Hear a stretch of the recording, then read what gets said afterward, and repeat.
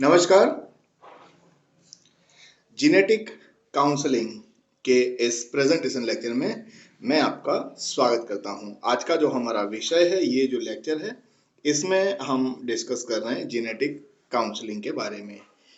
सबसे पहले learning objectives जो हैं वो देख लेते हैं। क्या हम लर्न करने वाले हैं, क्या हम सीखने वाले हैं, ये डिस्कशन से। तो पहला जो है लर्निंग जो ऑब्जेक्टिव है, देखिए ये जो है लेक्चर के लर्निंग ऑब्जेक्टिव में पहला जो है why to study this topic, है ना। ये जो टॉपिक है, ये हमको क्यों पढ़ना चाहिए। तो इसका जो आंसर है, देखिए आत्मकल्याण। एक तो है आत्मकल्याण और दूसरा जो है वो है जन कल्याण, है ना। अब आत्मकल्याण जो है उसको, ये गुजराती वर्ड है आत्मकल्याण, जन कल्याण। तो आत्मकल्याण यानी इसको हम स्वयं का कल्याण भी बोल सकते हैं, और जो जन कल्याण जो है उसको हम मानव कल्याण बोल सकते हैं, लोगों का कल्याण बोल सकते हैं। और ये जो चीज़ है आत्मकल्याण जो है, वो तभी हो सकता है जब हम लोगों के लिए अच्छा काम करें। जब हम जन कल्याण करेंगे तब आत्मकल्याण होता है। और अगर हम सिर्फ आत्मकल्याण करें, अगर हम हमारे ही बारे में सोचें, दूसरे लोगों के बारे में ना सोचें, तो ये जो है कुछ टाइम तक हो सकता है, लेकिन लंबा ये चलता नहीं है ना। हम हमारे खुद का ही फ़ायदा देखें और दूसरों को फ़ायदा नहीं देखेंगे, ऐसी बातें लंबी चलती नहीं है। और ये जो सब मैं आपको बोल रहा हूँ, है ना, ये जो मैं बोल रहा हूँ, ये जो है नथिंग फ्रॉम माई साइड, ये मेरी तरफ से नहीं है, ये मैं अपने आप से नहीं बोल रहा हूँ। तो it is from the book. जो बुक का जो इंफॉर्मेशन है वो आपको ऐसा कह रहा है ना। तो अब क्या है इसके बारे में ये देखते हैं। देखिए अब ये जो जेनेटिक काउंसलिंग जो है, ये लेक्चर जो है, इसमें देखिए सबसे पहले हम जेनेटिक काउंसलिंग के बारे में डिस्कस करने वाले हैं। फिर उसके बाद ये जो है, जो कैरियर डिटेक्शन है, उसके बारे में बात करेंगे।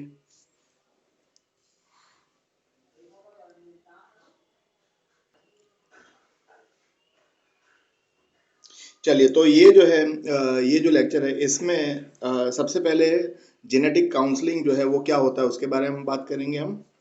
फिर उसके बाद में कैरियर डिटेक्शन है उसके बारे में बात करेंगे, ठीक है। और इतना जो डिस्कशन है, ये डिस्कशन मैं आपके साथ में करूँगा यूट्यूब पे। और बाकी का जो पोर्शन है, बाकी का जो लेक्चर है, तो ये जो पोर्शन है यहाँ पॉइंट नंबर 3 से जो चालू होगा, तो ये जो है प्री नटल जेनेटिक टेस्टिंग, ठीक है।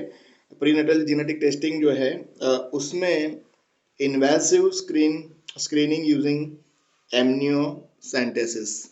तो हम जो है एमनियोसेंटेसिस के बारे में डिस्कशन करेंगे और कोरियोनिक विलस सैम्पलिंग के बारे में डिस्कशन करने वाले हैं। इसके अलावा ये वाली जो बात है, ये देखिए पॉइंट नंबर 4 में जो है टेबल जो है वो बताया। तो टेबल जो है आप देखेंगे, जब आप ऐप पे आएंगे तो उसमें आप जो टेबल इंक्लूड किया है जेनेटिक डिसीज के रिलेटेड है, ठीक है। और इसमें आप देखेंगे ये वाले जो टेबल में example of condition detected by prenatal genetic screening method. तो यहाँ पे ये जो टेबल है, ये टेबल किसके रिलेटेड है, तो वो जो है वो जेनेटिक का जो टेबल है, उसमें आप देखेंगे कि भाई टाइप ऑफ कंडीशन और डिसीज और फिर डिटेक्शन मेथड, इसके लिए एक टेबल है। थोड़ा अभी आपको कंफ्यूजिंग लग रहा है, लेकिन जब आप टेबल देखेंगे तो उसमें जो बीमारी है और उसका जो कॉज है, ठीक है, उसके बारे में आपको पता चलेगा, और इन बीमारियों का किस तरह से पता लगाया जाता है उसके बारे में। अच्छा, फिर ये जो है इसके बाद यहाँ पे ये वाला जो पॉइंट है, तो 5th पॉइंट में देखिए replacement of chorionic villus sampling and amniocentesis. अब ये दोनों जो टेक्निक्स हैं, दोनों जो प्रोसीजर कहिए या तो मेथड कहिए, ये जो है कोरियोनक विलस सैम्पलिंग और एमनियोसेंटेसिस। अभी जो है मैं थोड़ा आपको बता दूंगा, अभी मैं बात करता हूँ आपसे। और इसका जो रिप्लेसमेंट है, अगर ये नहीं करते, है ना, कोरियोनिक विलस सैम्पलिंग नहीं करते, एमनियोसेंटेसिस नहीं करते, तो फिर उसका जो रिप्लेसमेंट है वो क्या है? तो वो जो है by analysis of fetal DNA, ठीक है। तो इसके रिप्लेसमेंट में फीटल जो डीएनए है, फीटल यानी कि जो ये दोनों जो है, ये वाला जो है टेक्निक, कोरियोनिक विलस सैम्पलिंग और एमनियोसेंटेसिस, तो ये जो है ये कब किया जाता है? प्रेगनेंसी के दौरान, है ना। माता जो है, मदर जो है, वो जब प्रेग्नेंट होती है तो उनके जो गर्भ में जो बच्चा है जो डेवलप हो रहा है, तो उनके थोड़े जो सेल हैं वो लेके उनको एग्जामिन किया जाता है इन टेक्निक्स में, और फिर देखा जाता है कि कोई जेनेटिक डिफेक्ट जो है बच्चे में है कि नहीं, है ना। और ये जो लेक्चर है वो कहाँ पे लोकेटेड है? तो ये जो लेक्चर है, आप ये लेक्चर जो है तो उसका जो लोकेशन है वो भी मैं आपको बता देता हूँ। तो आप जब ऐप पे आएंगे तो ऐप पे जो स्टोर है, ठीक है, ऐप पे जब आएंगे तो स्टोर है, स्टोर में फोल्डर मैं आपको बता देता हूँ। तो आपको क्या है कि भाई फोल्डर नंबर 4 है। फोल्डर नंबर 4 जो है उसमें जो जेनेटिक इंटरेक्शन है, जेनेटिक इंटरेक्शन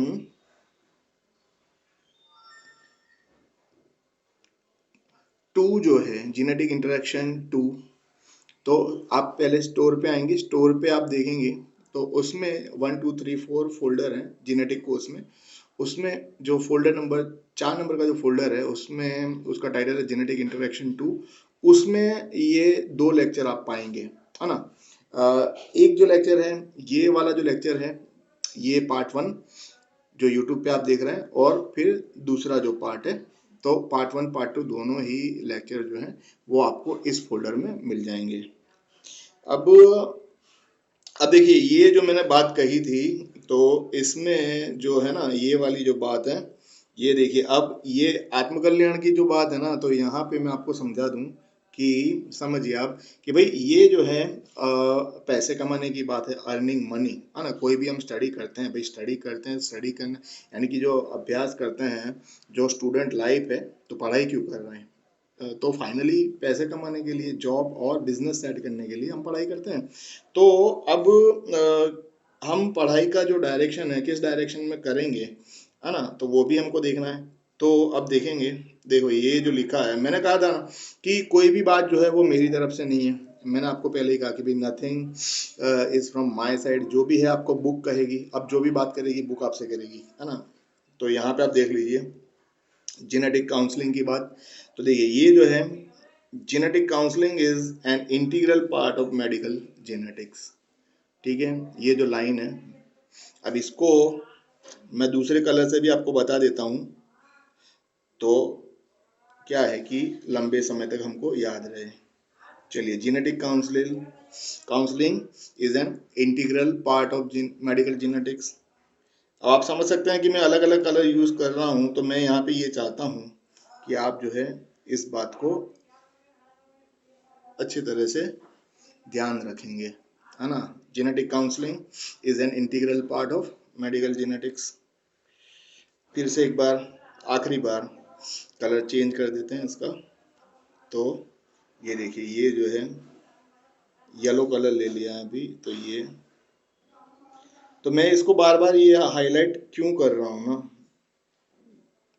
तो देखिए अब जो है, अब देखते हैं आगे। अब देखिए यहाँ पे जो इंफॉर्मेशन है, ये इंफॉर्मेशन देखिए,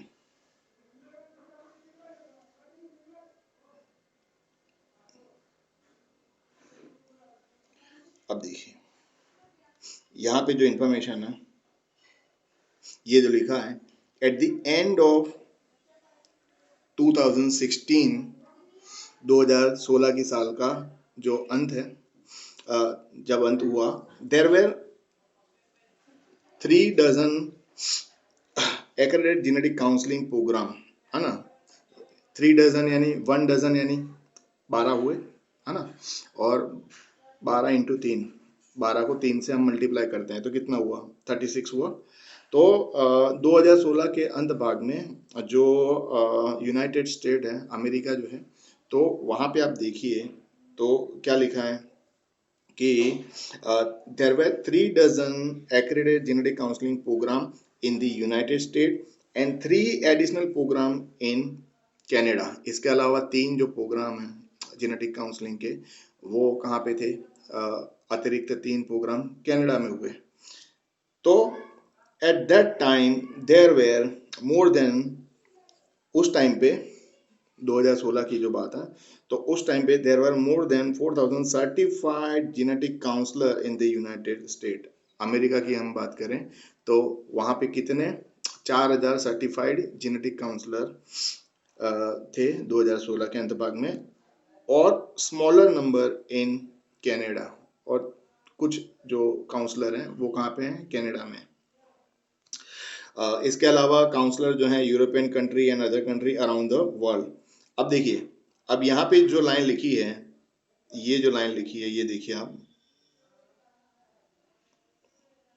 तो यहाँ पे जो लिखा है, मैं थोड़ा ऊपर कर देता हूँ, the field the field is The field is expected to grow over the next decade as the need for genetic counselors increase, है ना। तो आने वाले जो 10 साल हैं, उसमें जो मेडिकल का जो फील्ड है, उसमें क्या होने वाला है, जेनेटिक जो काउंसलर हैं, इनकी जो रिक्वायरमेंट है वो बढ़ने वाली है। तो आप समझ सकते हैं कि भाई जो जॉब क्रिएट होने वाले हैं वो कौन से सेक्टर में जो हैं वो क्रिएट हो रहे हैं, है ना। तो अब देखिए, अब ये जो इन्फॉर्मेशन है, यहाँ पे जो इन्फॉर्मेशन है मैं आपको बता देता हूँ। तो ये जो इन्फॉर्मेशन है, इसको आप ये इन्फॉर्मेशन जो है इसको आप अच्छे से पढ़िए और इसको समझने का प्रयास करिए, है ना। मैं आपको जो इन्फॉर्मेशन है वो मैं आपको बता देता हूँ।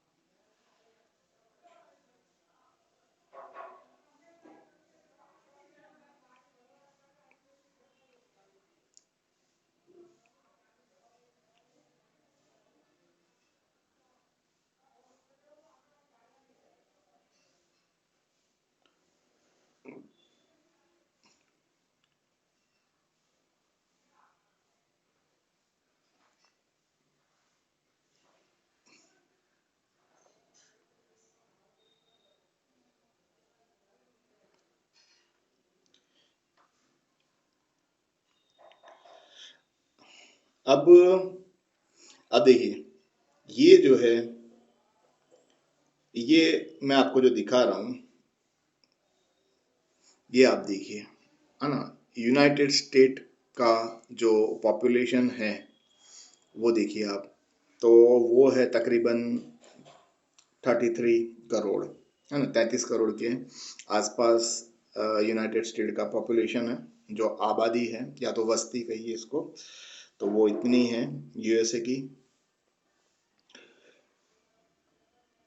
और ये जो है, अब देखिए यहाँ पे वेबसाइट का जो नाम है, ये वेबसाइट जो है ये आप खोलना तो आपको ये इसमें मज़ा आएगा देखने में। तो अभी ये जो नंबर है, ठीक है, ये इंडियन पॉपुलेशन का जो नंबर है, अभी ये मैं लिख देता हूँ।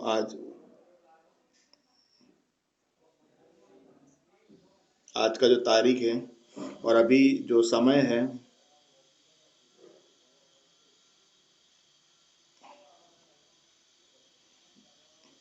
ये एग्जैक्ट समय जो है जिसमें मैं अभी लेक्चर जो रिकॉर्ड कर रहा हूँ, तो ये टाइम और ये डेट पे कर रहा हूँ, ठीक है।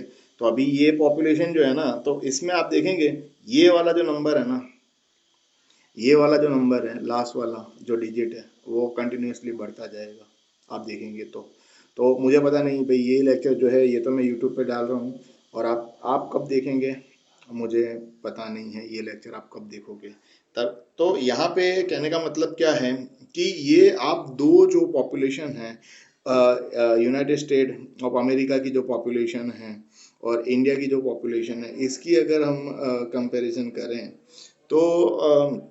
तो ये जो पॉपुलेशन है ये तकरीबन 139, इसको हम अगर करोड़ में बात कर लें तो मोटा मोटा ये 139 करोड़ है, ठीक है। और यूएसए जो है वहाँ पे 33 करोड़ आ रहा था पॉपुलेशन, है ना। तो अब आप सोचिए कि यहाँ पे अगर जेनेटिक काउंसलर कितने चाहिए थे, इनको 2016 में 4000 है, तो दैट मीन्स हमारा जो कंट्री है ना, इसमें जो अपना जो पॉपुलेशन है देश का, तो उस हिसाब से हमारे देश में तो कम से कम 25 to 30,000, 25 से 30,000 जेनेटिक काउंसलर जो है, इनकी जो जॉब्स हैं वो क्रिएट होंगी, है ना। तो जो हॉस्पिटल्स हैं उनमें ये जो जॉब्स हैं वो आगे जाके होंगी। अब ये जो काउंसलर्स जो हैं, वो काम क्या करते हैं, है ना, उनको क्या काम करना होगा, वो क्या काम करते हैं उसके बारे में हम बात करते हैं। चलिए अब जो है, तो जो हमारा लेक्चर है उसकी शुरुआत करते हैं।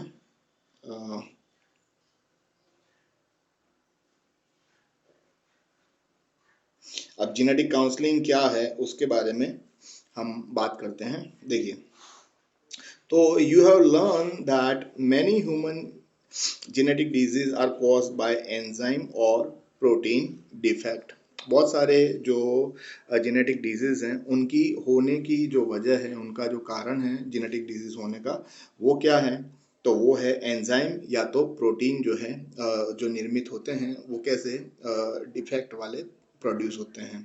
तो डिफेक्ट वाले एंजाइम प्रोड्यूस होना, डिफेक्ट वाले प्रोटीन प्रोड्यूस होना, उसकी वजह से ये जो है जो बहुत सारी जो जेनेटिक बीमारियां हैं वो होती हैं। अब उसके कारण that ultimately result for mutation at DNA level, और ये डिफेक्टिव एंजाइम प्रोटीन पैदा होने का जो कारण है वो होता है डीएनए में म्यूटेशन। अब देखिए, several other genetic disease arise from chromosome defect. बहुत सारी जो बीमारियां हैं, दूसरी जो बीमारियां हैं उनका जो कारण है वो क्या है, तो क्रोमोसोम जो है, क्रोमोसोम में डिफेक्ट होने की वजह से भी बहुत सारी जेनेटिक बीमारियां होती हैं। इन सम वे अफेक्ट जीन एक्सप्रेशन। तो क्रोमोसोम में डिफेक्ट होना, डीएनए में म्यूटेशन होना, तो क्रोमोसोम डिफेक्ट और डीएनए में म्यूटेशन, उसकी वजह से क्या होता है, जो जीन का जो एक्सप्रेशन है ना, जीन में से जो प्रोडक्ट बनती है वो अल्टर हो जाती है। ये जो प्रोडक्ट है, जीन की जो प्रोडक्ट है, वो एंजाइम हो सकता है, प्रोटीन हो सकता है, हार्मोन हो सकता है। तो इन शॉर्ट हम कहें कि भाई क्रोमोसोम डिफेक्ट और म्यूटेशन की वजह से डीएनए में जीन एक्सप्रेशन जो है वो सही तरीके से नहीं हो पाता, तो डिफेक्टिव जो एंजाइम प्रोटीन या तो हार्मोन पैदा होते हैं और उसकी वजह से डिजीज होते हैं। अब देखिए, अब जो है यहाँ पे जो लिखा है आगे, साइंटिस्ट जो हैं, scientist can now test for many enzyme और प्रोटीन डेफिशिएंसी। जो वैज्ञानिक हैं, वैज्ञानिक क्या कर सकते हैं, आज बहुत सारे जो एंजाइम और प्रोटीन की जो डेफिशिएंसी है उसको ये लोग पता लगा सकते हैं, as well as for many of the DNA changes associated with genetic disease. और बहुत सारी जो जेनेटिक जो बीमारियां हैं, तो ये बीमारियां होने की जो वजह है, डीएनए में किस तरीके से बदलाव आता है, वो भी साइंटिस्ट जो हैं आज पता लगा सकते हैं। फिर और उसके कारण thereby determine whether a person has genetic disease. तो अब साइंटिस्ट जो हैं ये पता लगा सकते हैं, उसके कारण अब वो डिसाइड कर पाते हैं कि कोई भी व्यक्ति है, कोई भी व्यक्ति को क्या जेनेटिक डिजीज है, ये बात वो लोग पता लगा सकते हैं, और is a carrier for that disease, या तो वो जो व्यक्ति है उस बीमारी का कैरियर है। तो यहाँ पे ये कैरियर वाली जो बात है, कैरियर का मतलब क्या होता है? मान लीजिए कोई जो नॉर्मल व्यक्ति है, उसका जो जीनोटाइप है, उसका जीनोटाइप है ए, तो नॉर्मल जो तंदुरुस्त व्यक्ति है उसका जीनोटाइप हमने ए लिखा। अब कोई जो बीमारी है वो रिसेसिव कंडीशन में होती है, तो हम क्या लिखेंगे, स्मॉल ए जो है उसमें क्या है कि ऐसा जो बच्चा जो पैदा होगा तो उसमें जेनेटिक डिजीज होगा। लेकिन ये वाला जो है, किसी का जीनोटाइप अगर ये है कैपिटल ए स्मॉल ए, तो ये कौन सी कंडीशन हुई? ये वाली जो कंडीशन है वो हेट्रोजाइगस कंडीशन हुई। तो हेट्रोजाइगस जो कंडीशन है उसको हम क्या कहेंगे? ऐसे जो व्यक्ति हैं इनको हम कहेंगे कैरियर। इनको क्या कहेंगे? हम कैरियर कहेंगे। तो अब जो जेनेटिस्ट जो हैं, जो साइंटिस्ट जो हैं, वो ये जो कैरियर हैं इनको ढूंढना पॉपुलेशन में से, जो बस्ती है, जो लोग हैं, है ना, तो पॉपुलेशन में से ऐसे जो कैरियर हैं इनको अब जो ढूंढना, आइडेंटिफाई करना अब पॉसिबल है, अब संभव है। अब देखिए, it is also possible to determine whether people have any chromosomal abnormalities. इसके अलावा आज जो है जेनेटिक्स की बदौलत हम क्रोमोसोम में कोई एबनॉर्मलिटी है तो वो भी पता लगा सकते हैं। अब देखिए, अब जेनेटिक काउंसलिंग जो है, तो अब देखिए, genetic counselling is advice based on analysis of. Genetic counselling की सलाह जो है, एडवाइस जो है, वो कब दी जाती है? The probability that patient have genetic defect, जब ऐसा देखा जाए कि जो पेशेंट है, जो दर्दी है ना, उसको जेनेटिक डिफेक्ट दिखने को मिले, उसमें संभावना हो, उसमें उसका जो पेशेंट है उसके जो फिनोटाइप है वो उस प्रकार के हों, तो उसके जो लक्षण है वो देख के डॉक्टर ऐसा डिसाइड करे कि भाई इसको कोई जेनेटिक डिफेक्ट जो है पेशेंट को हो सकता है। ये एक संभावना देखी जाती है।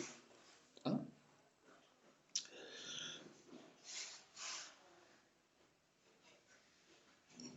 या तो of the risk that prospective parent may produce a child with a genetic defect.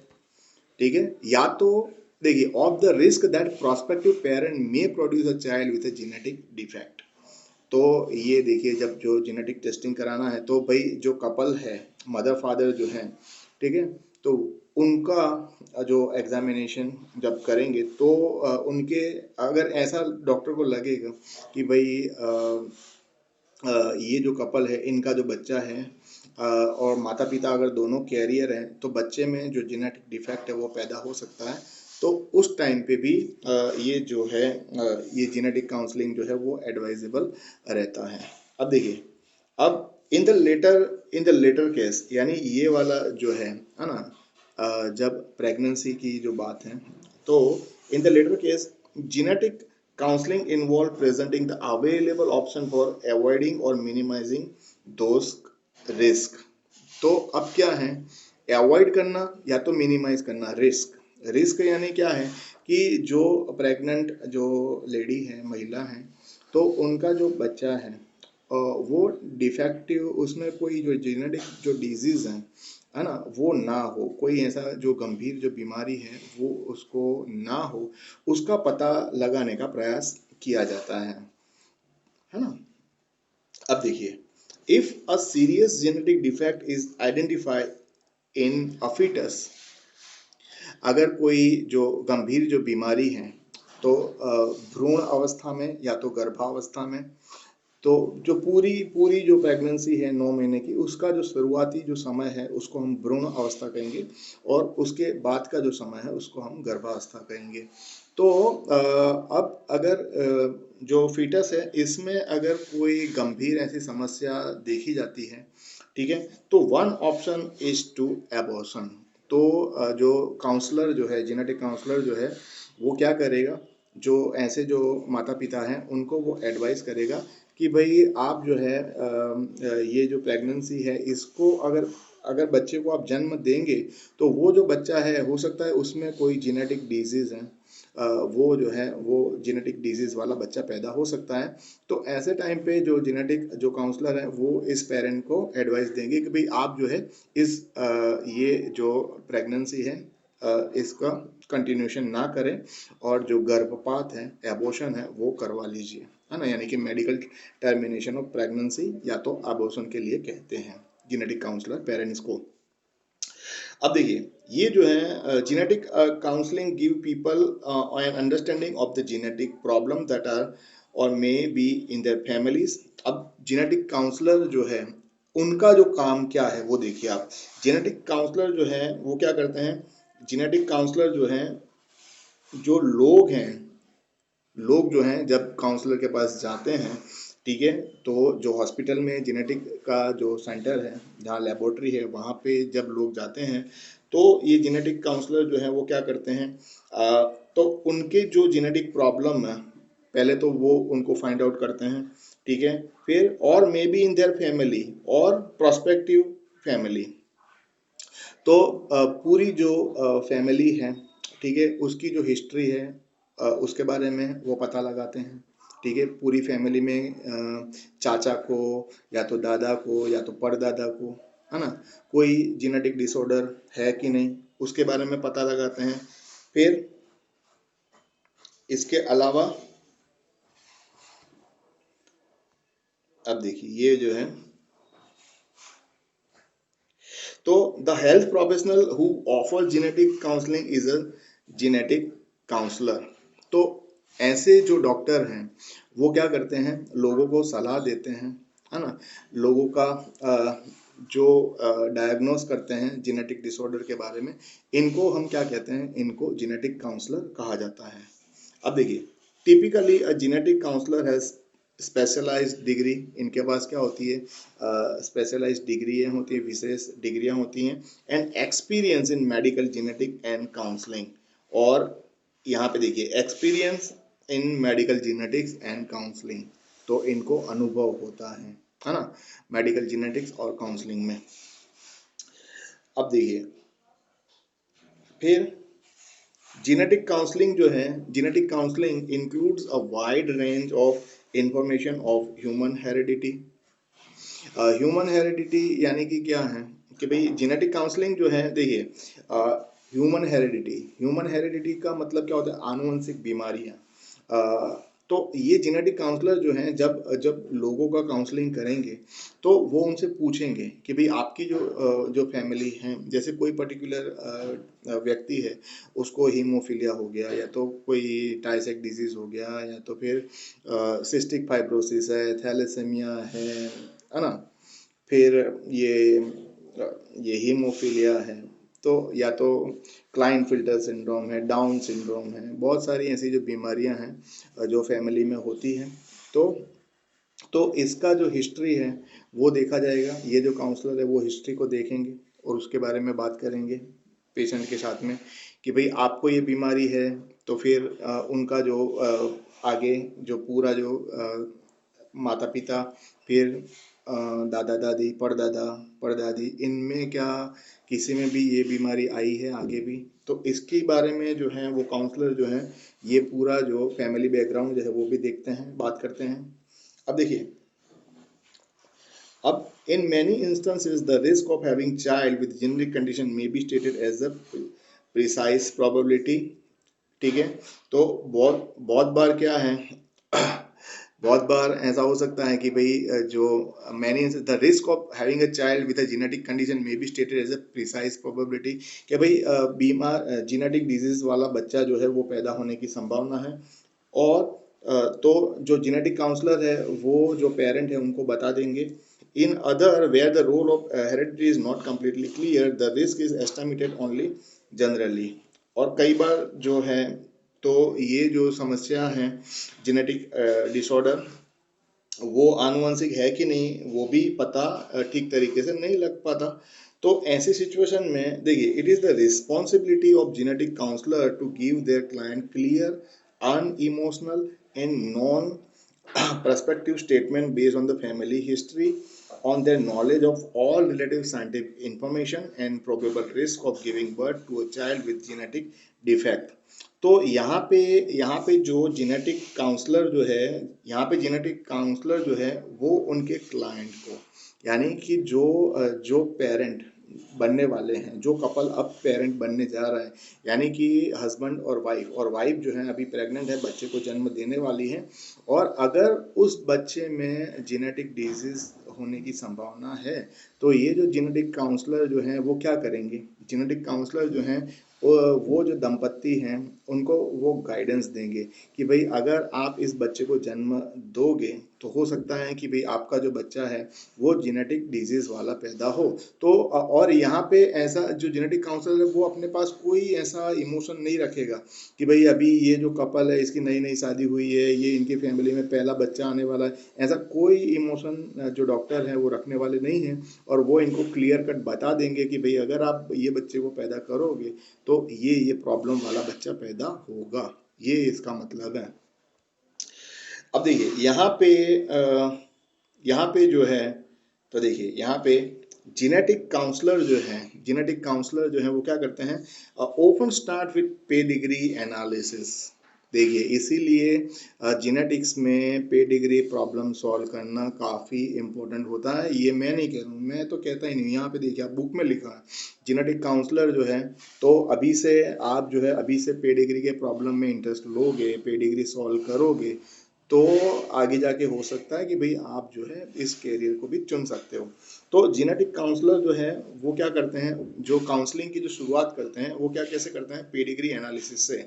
अब पेडिग्री क्या है, तो the study of a family tree, है ना, फैमिली ट्री यानी कोई भी एक जो बीमारी है, जेनेटिक डिसऑर्डर जो है, तो माता पिता में है, माता पिता कैरियर है कि नॉर्मल है, या तो मदर में प्रॉब्लम है, या तो फिर दादा दादी में, है ना, कि भाई नाना नानी में, है ना, मम्मी मम्मी जो है उनके माता पिता, तो मदर साइड का जो फैमिली है वहाँ पे है ऐसा कोई कैरियर, तो उसके बारे में, या तो डिजीज वाला पर्सन, ये एक पता लगाया जाता है पेडिग्री से।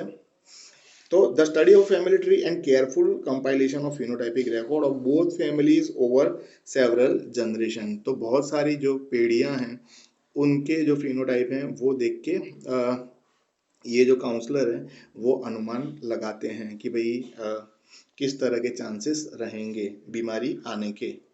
अब देखिए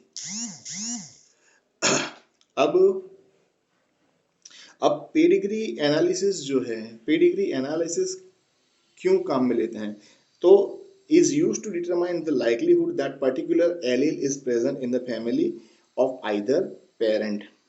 ठीक है, तो कोई भी ऐसा डिफेक्टिव एलील जो है, मैंने आपको कहा कि भाई ये जो है ये हिट्रोजाइगस कंडीशन है, ठीक है, ऐसी हिट्रोजाइगस कंडीशन है, तो ये दोनों जो हैं, ये मान लीजिए ये हस्बैंड है और ये जो है ये वाइफ है, ठीक है, तो ये हस्बैंड और वाइफ दोनों को कोई कोई तकलीफ नहीं है, दोनों जो हैं वो फिनोटिपिकली नॉर्मल हैं, लेकिन दोनों हो सकता है कि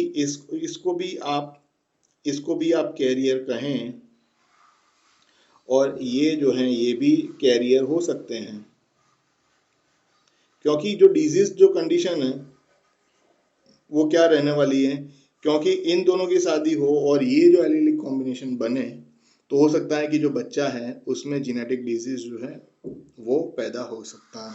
तो इस सिचुएशन में इन दोनों को हम क्या कहेंगे, इन दोनों को हम कैरियर जो है वो कहेंगे, है ना। तो देखिए इंडिविजुअल हेटेरोजाइगस और रिसेसिव म्यूटेशन और बाय फीटल एनालिसिस। तो यहाँ पे आप देखिए ये जो लिखा है कि genetic condition is detected, genetic condition जो है वो कैसे, थोड़ा ऊपर कर देते हैं इसको, तो जेनेटिक कंडीशन जो है इज डिटेक्टेड इन वन और बोथ और two way by detection of carrier, ठीक है, एक जो है एक तो कैरियर को ढूंढना, ठीक है, और दूसरा जो है वो क्या है, बाय लिखा है यहाँ पे बाय फीटल एनालिसिस, दूसरा जो है वो फीटल एनालिसिस, ठीक है। तो अब देखिए ऐसे for enzyme activity of protein amounts are limited to genetic disease in which the biochemical condition is expressed in the parents तो ये अब जो है जो बीमारियों का जो पता लगाना है वो क्या करना है कि भाई जो एंजाइम एक्टिविटी है वो किस स्तर पे हो रही है, प्रोटीन की जो मात्रा है वो किस तरह की है, ठीक है। तो ये जो है ये पता लगाया जाता है। जो जो डेवलपिंग जो बेबी है, जो फीटस है, तो उसमें ये एंजाइम एक्टिविटी जो है, प्रोटीन का जो अमाउंट है सेल के अंदर, उससे पता चलता है। जो काउंसलर हैं उनको, जो जेनेटिसिस्ट हैं उनको, बीमारियों के बारे में। अब देखिए, अब जो बीमारियां जो हैं तो अब देखिए, test that measure disease associated allele in the DNA do not depend on expression of the gene in the parent parent or the fetus। तो अब जो है देखिए, जो test that measure disease associated allele in the DNA do not depend on expression of the gene in the parent और fetus. तो यहाँ पे ये जो बात है, तो पेरेंट जो है, पेरेंट तो क्या है कि भाई पेरेंट तो मैंने आपको कहा कि कैरियर हो सकते हैं। तो पेरेंट तो आपको मदर फादर जो है, क्योंकि वो हेटेरोजाइगोट हैं, कैरियर हैं, तो वो तो आपको नॉर्मल दिखेंगे। तो यहाँ पे जो टेस्ट होगा उसमें आप देखिए, जो टेस्ट जो है major disease associated allele in the DNA do not depend on the expression of gene in the parent और द फीटस। तो कई बार तो बहुत सारी जो है, बहुत सारी जो सावधानियां हैं वो बरतनी पड़ती हैं जेनेटिक काउंसलर जो हैं उनको, कि भाई माता पिता जो हैं वो तो दोनों ही नॉर्मल दिख रहे हैं, तो फिर भी उनका जो बच्चा है वो डिफेक्टिव पैदा हो सकता है, उसमें जेनेटिक डिसीज फिर भी आ सकता है ना। तो अब देखिए, carriers of many mutant allele may be identify. तो बहुत सारा जो म्यूटेंट एलील हैं, है ना, जो म्यूटेशन वाले जो एलील हैं, तो इनको फाइंड आउट करना पड़ता है। And fetuses can be analyzed to see if they have a genetic condition. In most cases there is no way to correct the genetic condition। और जो fetuses जो हैं, जो गर्भ में जो गर्भ में जो बच्चा जो है, गर्भ में जो बच्चा जो है जिसका विकास हो रहा है मदर के यूट्रस में, तो उसको ऐसी अभी तक ऐसा there is no way to correct the genetic condition. तो ऐसा कोई ऐसा टेक्निक अभी तक तो नहीं ढूंढा है कि भाई गर्भ में जो बच्चा है और अगर उसमें कोई जेनेटिक डिसीज डेवलप हो रहा है तो उसको अल्टर किया जाए, है ना। तो carrier detection and foetal analysis so mainly to inform parent of the risk. तो कैरियर डिटेक्शन, तो जैसे मैंने आपको कहा, ऐसे जो ऐसे जो व्यक्ति हैं, है ना, तो ये जो व्यक्ति हैं कैरियर, इनको ढूंढा जाए। तो मान लीजिए मान लीजिए कि कोई जो है, कोई लड़का और लड़की जो है जिनकी अभी शादी होने वाली है, तो वो जो है वो कहाँ पे जाएंगे ऐसे, तो फ्यूचर में, है ना, अगले 10 साल में जिनकी शादी होने वाली है वो कहाँ पे जाएंगे, वो ऐसे जो हॉस्पिटल के अंदर जहाँ पे काउंसलर हैं उनसे मिलेंगे। और अगर मान लीजिए दोनों अगर हेटेरोजाइगोट निकले, है ना, तो फिर क्या हो सकता है कि इनका जो बेबी है वो ऐसा हो सकता है। तो अगर रिसेसिव कंडीशन है तो होने वाला जो बच्चा है उसमें जो जेनेटिक डिफेक्ट है वो पैदा हो सकती है। तो फिर इस टाइम पे जब जब प्रेगनेंसी होगी, तो प्रेगनेंसी के टाइम पे देखिए, प्रेगनेंसी के टाइम पे fetal analysis serve mainly to inform parent of the risk and probability of having a child with the mutation। तो जो काउंसलर जो है वो अभी जो है, जो टेक्निक है ये फीटल एनालिसिस की, तो उससे जो काउंसलर है वो जो है वो क्या करते हैं, फीटल का एनालिसिस कर लेते हैं। तो जो मैंने जो आपको जो नाम बताया, है ना, मैंने जो अभी आपको जो नाम बताया शुरुआत में एमनियोसेंटेसिस के बारे में, है ना, और जो सीवीएस जो है, तो ये जो दोनों जो हैं, तो गर्भ में जो बच्चा जो डेवलप हो रहा है उसमें कोई जेनेटिक डिसीज है कि नहीं वो पता लगाने की ही टेक्निक है।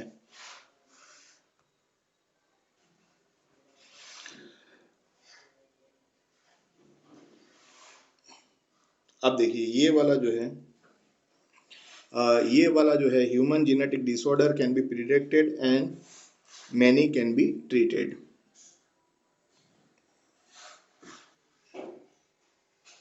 अब देखिए यहाँ पे जो लिखा है, human genetic disorder can be predicted, होने की जो संभावना है वो पहले से ही पता लगाई जा सकती है। And many can be treated, और उनकी जो उसका जो ट्रीटमेंट है वो भी किया जा सकता है। अब देखिए यहाँ पे जो लिखा है, ऑफ ऑल न्यूबॉर्न, जो नवजात जो बालक हैं, जो बच्चे जो पैदा होते हैं, between 1% to 3% are homozygous, homozygous for mutant allele. तो उनकी जो है, उनका जो जीनोटाइप है, मान लीजिए किसी एक जीनेटिक डिसऑर्डर के लिए ये है इनका जीनोटाइप, ऐसे बच्चों का न्यूबॉर्न है उनका, ठीक है, that encode defective form of protein. तो ये जो है, ये जो कंडीशन है वो मान लीजिए कैसी है, रिसेसिव म्यूटेंट एलील है, तो इनसे जो प्रोटीन पैदा होगा वो कैसा होगा, डिफेक्टिव। तो डिफेक्टिव प्रोटीन या तो एंजाइम पैदा होगा, उसकी वजह से जो फिनोटाइप है उसके ऊपर असर पड़ेगा, है ना। और ये प्रोटीन जो है रिक्वायर फॉर नॉर्मल फंक्शन। अब देखिए, possibly 1% have pronounce difficulty resulting from a chromosomal rearrangement. 1% जो बच्चे जो पैदा होते हैं उनमें क्या है, क्रोमोसोमल रीअरेंजमेंट, यानी आप समझिए कि ऐसा कब जो होता है, तो जो मदर फादर जो है उनमें जो गैमेट फॉर्मेशन है स्पर्म और ओवम का, तो उसके दौरान कोई गड़बड़ी हुई, क्रोमोसोमल रीअरेंजमेंट में कोई समस्या हुई, और अदर एबरेशन। तो क्रोमोसोमल जो एबरेशन है वो किस प्रकार के होते हैं, जो म्यूटेशन है वो किस प्रकार की होती हैं, उसके बारे में भी हम आगे आने वाले लेक्चर्स में बात करेंगे। अब देखिए, of all patient in children hospital, बच्चों की जो अस्पतालें हैं उनमें 10 to 25 treated for problem arising from inherited disorder. तो यहाँ पे आप देखिए, जो बच्चों की जो हॉस्पिटल होती है उसमें 10 से 25% जो प्रॉब्लम होती है वो कैसी होती हैं, तो बच्चों में जो पाई जाने वाली जो बीमारियां हैं वो 10 से 25% आप देखेंगे तो इनहेरिटेड डिसऑर्डर, यानी कि आनुवंशिक बीमारियां होती हैं। मदर फादर को हो, या तो दादा दादी को हो, या नाना नानी को हो, परदादा को हो, परदादी को हो, तो उनमें फिर जो फैमिली है उसमें ये जो बीमारी है वो आ सकती है ना। अब देखिए, तो यहाँ पे देखिए आप, several approaches which include genetic counselling. तो बच्चों में जो बीमारियां जो आ रही हैं, तो एक तो क्या है जेनेटिक काउंसलिंग, फिर प्रीनेटल डायग्नोसिस, ठीक है।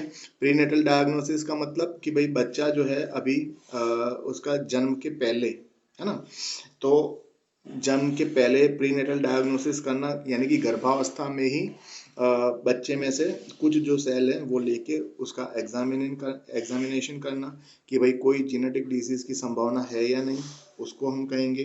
फिर इसके अलावा दूसरा जो अप्रोच है जेनेटिक स्क्रीनिंग। तो ये सब जो है, ये सब करके क्या हो सकता है, can reduce the number of child born with genetic disease.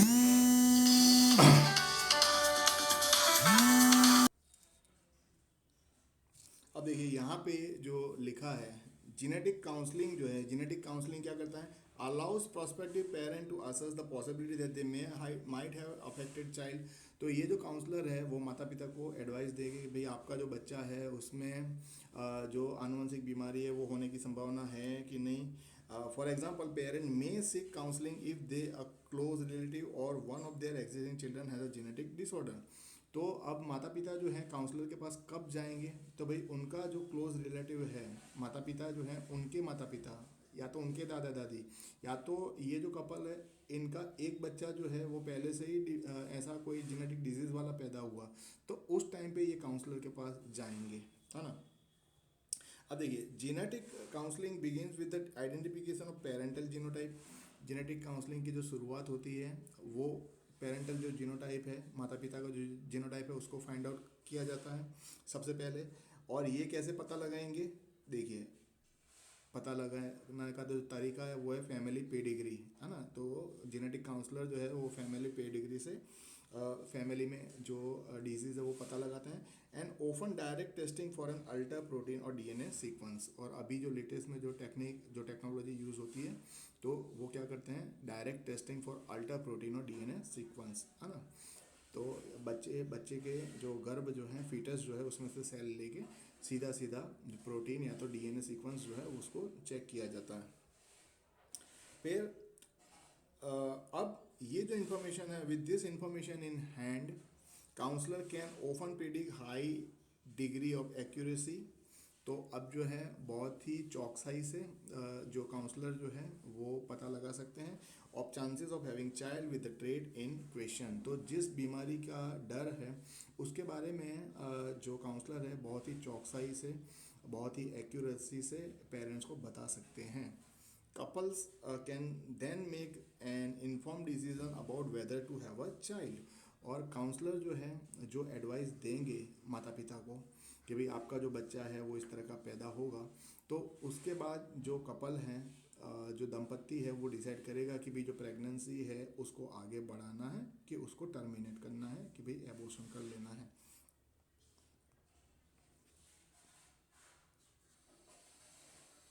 अब ये जो टेबल मैं आपको दिखा रहा हूँ, तो ये जो टेबल है ये भी देखिए आप, common indicators for genetic counselling referral, है ना, ये एक है। फिर एक ये जो है गोल ऑफ जेनेटिक काउंसलिंग, ठीक है। तो ये आप इंफॉर्मेशन जो है इसको आप पढ़िए और इसको आप समझने का प्रयास कीजिए।